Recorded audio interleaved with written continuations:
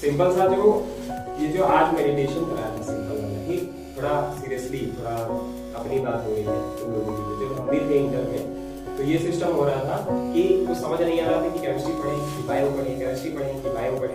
तो ज्यादा टेंशन ना लो, ठीक आराम से खाना खाओ। कोशिश ये करो कि तबीयत मत खराब करना। अगर बेटा तबीयत खराब हो तो फिर आगे पढ़ाई नहीं कर पाओगे, ये मैं 100% क्योंकि तुम लोगों से 5 साल एक्सपीरियंस, इसीलिए मैं यहाँ हूँ। ठीक, तो अपने एक्सपीरियंस में मैं बोल रहा हूँ, अगर तबीयत खराब की तो कुछ नहीं होगा। ठीक, कहाँ पे क्या चीज बोलना है ये ध्यान रखना। लड़ाई झगड़ा बिल्कुल कोई किसी से नहीं करना है। इस समय जैसे बाबा थे, जैसे बाबा लोग होते हैं अपने रोटी पे आराम से बैठे तब कर रहे हैं, ऐसे तब करना है क्योंकि ये टाइम ऐसा है। और इस समय अगर कोई बदतमीजी करोगे तो ना तो घर वाले बचाने आएंगे, चारों तरफ से रास्ता बंद हो जाएंगे तो कुछ नहीं कर पाओगे। पेपर की टेंशन ना लो, इतना तो है कि हाँ मान के चलो कि आराम से नंबर ले आओ, कोई और चीज नहीं। एक कहानी सुनाते हैं। एक बच्चे ने आईएएस का यूपीएससी का मतलब फॉर्म दिया, यूपीएससी का फॉर्म फिल किया। तो मतलब उसने बहुत तगड़ी मेहनत की, उसकी इतनी तबीयत खराब हो गई, वो पढ़ता रहा, ठीक है। और लास्ट में आके उसका प्री भी निकल गया, मेंस भी निकल गया, सब निकल गया। एक यूपीएससी की तैयारी कर रहा था। ये रियलिटी है, मैं रियलिटी बता रहा हूँ, तो ये मेरे ही रिलेशन है, ठीक, ये रियलिटी है। मतलब वो उसने यूपीएससी की घंटों तैयारी, मतलब मान लो 24 घंटे, मतलब पता नहीं वॉशरूम जाता था कि नहीं, हमको तो पता भी नहीं, खाना खाता था कि नहीं, सब नौकर लगे थे पड़े मतलब आराम से तैयारी करता था। ठीक, नहीं बना नहीं, हम बता रहे हैं कहाँ है इस समय। ठीक, तो यहाँ पे ये हुआ सिस्टम कि यूपीएससी की उसने बहुत तैयारी, जैसे आईआईटी और नीट की होती है, उसने यूपीएससी की बहुत तगड़े से तैयारी की, उसके सब कुछ जितने एग्जाम थे सब क्वालिफाई हो गए। लेकिन जब लास्ट में उसका इंटरव्यू हुआ, लास्ट में जब उसका इंटरव्यू था तो उसी दिन उसके पिताजी की डेथ हो गई। समझना सस्पेंस अब, मतलब जिस दिन उसका इंटरव्यू था उस दिन उसके पिताजी की डेथ हो गई, जिस दिन उसका इंटरव्यू था। तो जब उसकी डेथ हो गई तो घर वालों ने क्या किया, वहां पे घर वालों ने बच्चे को एप्रिसिएशन किया। बच्चे को नहीं बताया कि तुम्हारे पापा एक्सपायर हो गए हैं या उनकी डेथ हो गई है। ठीक, समझते रहना इस कहानी का क्या मतलब है। मतलब बच्चे ने इतनी मेहनत की, वो बच्चा दिल्ली में था, उसका इंटरव्यू था, उसी इंटरव्यू वाले दिन समझ लो उसके पापा की डेथ हो गई। तो घर वालों ने जानते क्या कहा, उसने घर पे कॉल किया, मम्मी मेरे दोनों एग्जाम क्लियर है और मेरा इंटरव्यू में नाम आ गया है, आज मेरा इंटरव्यू है। और उसी दिन उसके घर पे सब लोग चिल्ला रहे थे। तो कोने में जाके उनकी मम्मी ने बात की बिल्कुल अच्छे से, ऐसे बात की जैसे कि कुछ हुआ ही नहीं है, घर में सब खुश है कि बेटा तुम यहाँ तक पहुंचे। ठीक, तो सब कुछ हो गया। फिर बाद में उसकी मम्मी ने बात की कि बेटा कोई दिक्कत नहीं है। तो उन्होंने, बच्चे ने कहा, लड़के ने कहा मुझे पापा से बात करनी है। तो उसने कहा, उनकी मम्मी ने कहा, सॉरी मम्मी जी ने कहा उस बच्चे की, कहा कि पापा आप तुमसे तभी बात करेंगे, पापा अब एक आईएएस ऑफिसर से बात करेंगे, ना कि अपने बेटे से बात करेंगे। उनकी मम्मी ने कितनी अच्छी बात कही। उनकी मम्मी ने कहा कि वो अब अपने बेटे से बात नहीं करेंगे, वो एक अब आईएएस ऑफिसर से बात करना चाहते हैं। अब आईएएस बन के आना तभी अपने पापा से बात करना, अदरवाइज मत आना। उन्होंने इस गुस्से में एटीट्यूड से कहा। अब वो भी भैया कह रहा है कोई बात नहीं, पापा की बात करा नहीं करेंगे, वो जानते हैं कि मैं आईएएस बन जाऊंगा, इंटरव्यू अच्छे से और दूंगा। उसके अंदर भी मोटिवेशन आ गया और पिताजी की डेड बॉडी घर पे पड़ी। लास्ट में जब वो आईएएस उसका इंटरव्यू हो गया, तब लास्ट में वहां के आस पड़ोसी उसे ये बताया घर वालों ने कि बस इतना कहते तुम्हारे पापा की तबीयत खराब, मतलब वहां पे डायरेक्टली नहीं कहा कि तुम्हारे पापा एक्सपायर हो गए। उन लोगों ने कहा कि भैया तुम्हारे पापा की ज्यादा तबीयत खराब है, तुरंत आप घर निकलो। जब इंटरव्यू हो गया था तुरंत वो घर के लिए बेचारा निकला और घर पे निकल के जैसे ही वो अपने घर पे गया तब उसको पता चला कि हाँ उसके पापा एक्सपायर हो गए। तो वहां पे बहुत रोया।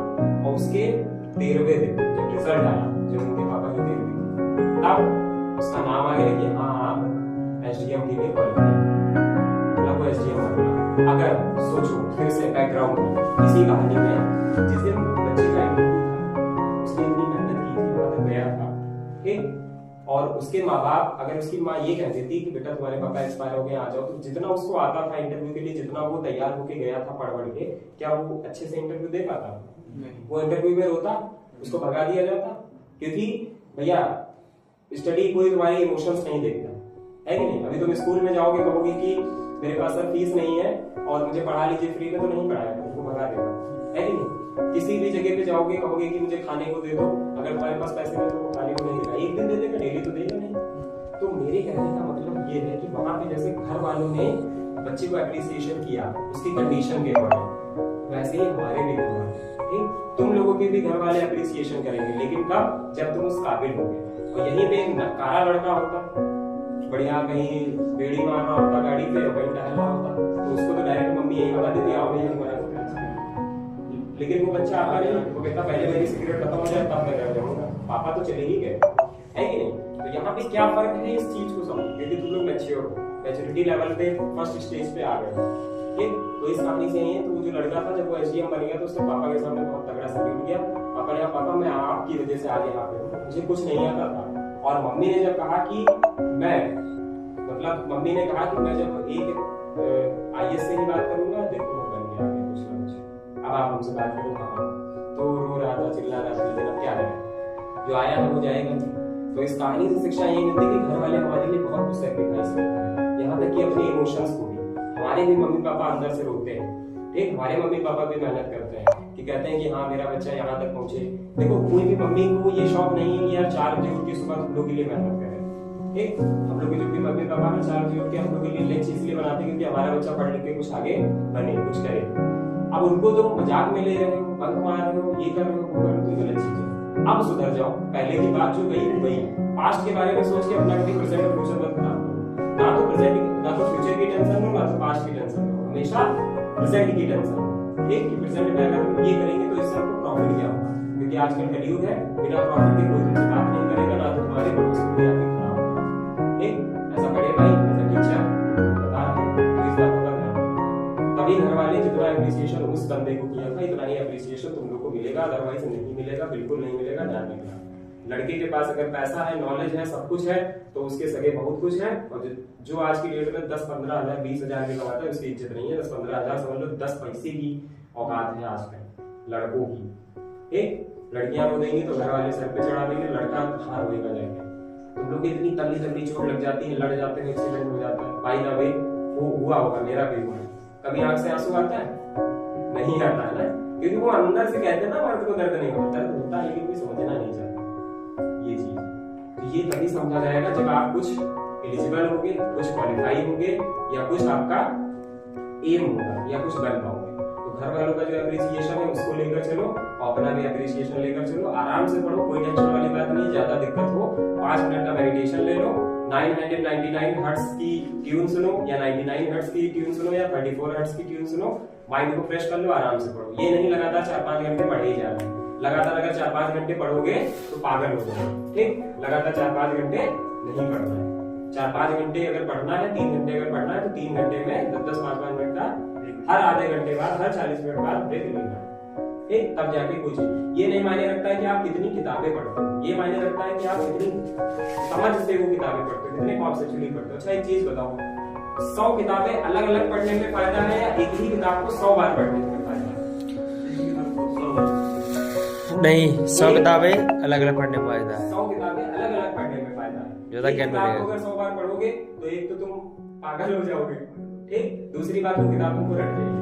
तो इससे अच्छा है कि हम बहुत सारी जब किताबें 100 किताबें पढ़ लेंगे, अलग अलग किताबें, तो उससे आपको नॉलेज भी गेन होगा, है कि नहीं? तो ये बताओ, अलग अलग किताबों से पढ़ो, ठीक। मेरे कहने का मतलब ये है कि अलग अलग हर डायरेक्शन में देखो, किधर से हमको प्रॉफिट मिल रहा है, किधर से नोट्स हमको अच्छे मिल रहा है, किधर से क्या अच्छा, ठीक। इस पे डिपेंड करता है, अदर चीजों पे नहीं। और कोई भी अगर टेंशन से रिलेटेड कोई भी बात है तो हमसे बात है, ठीक। तुम लोग ऐसी कौन सी प्रॉब्लम है जो हमने सोल्यूशन नहीं